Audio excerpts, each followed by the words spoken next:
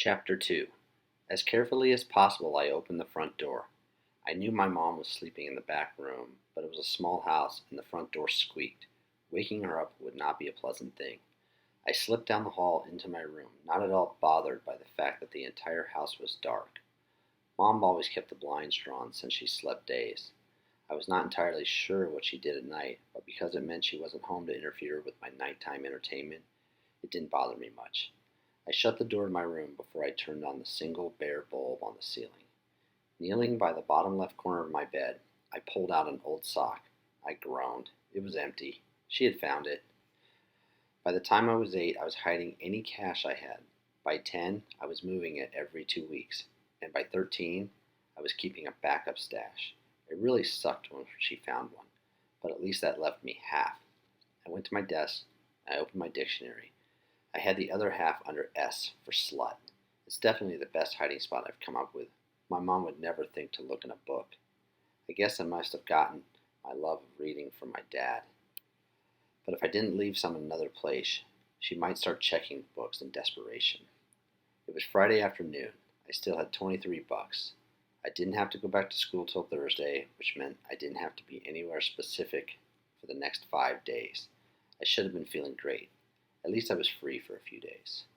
Mike and I were walking along Highway 15 when my luck for the day went from bad to worse. At the time, I didn't think my luck could get any worse. Actually, the afternoon had been okay. I just kicked back at the old canal until school got out for everyone else.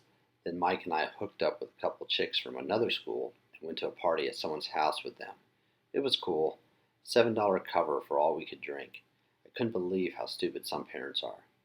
I hoped they knew when they left home there wouldn't be any liquor left in the cabinet when they got back from vacation. I was glad we had managed to hook up with the girls. The only other party Mike and I had heard about was not a place I really wanted to be. It was being given by one of Rick's homies, and the chance of Rick not being there didn't really exist. As it was, there was a lot of discussion about Rick at this party. When people found out, because Mike couldn't keep his fat mouth shut, that I not only knew Rick, but I had stood up to him successfully several times, it seemed like Rick was all they wanted to talk about.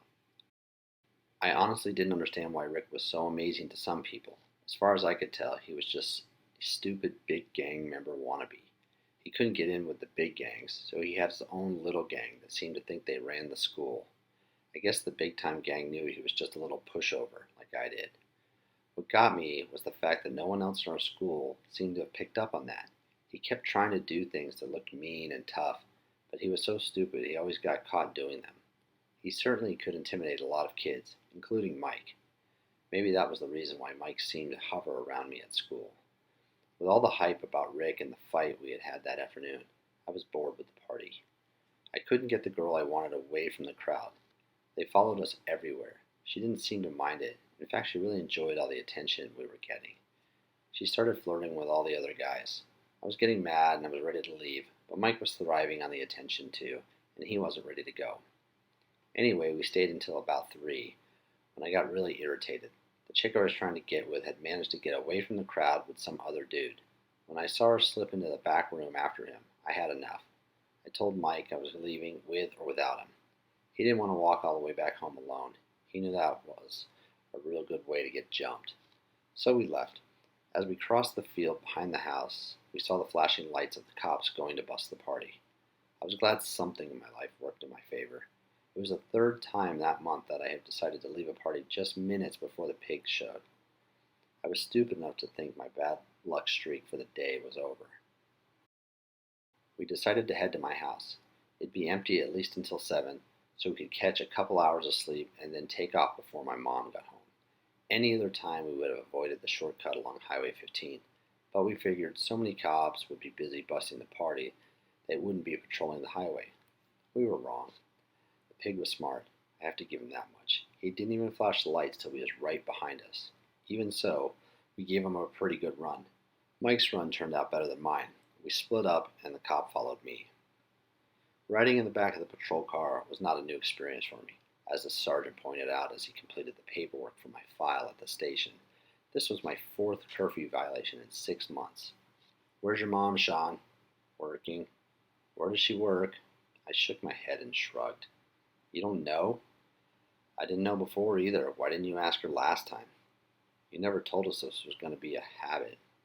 Now that was a stupid response. I mean, last time was my third time. If they wanted to know where my mom worked, they had the opportunity to ask her questions when she bailed me out. Where's your dad? I gave him a bored look and shook my head. He looked bored with me too. Why don't you just show yourself to the detention room? You know where it is, and I can watch you just fine from here, so don't be cute. Now that's a scary thought, I muttered, getting up. What's that? He glared at me. I just shook my head again and shuffled to the detention room. Yeah, you bet. I knew exactly where it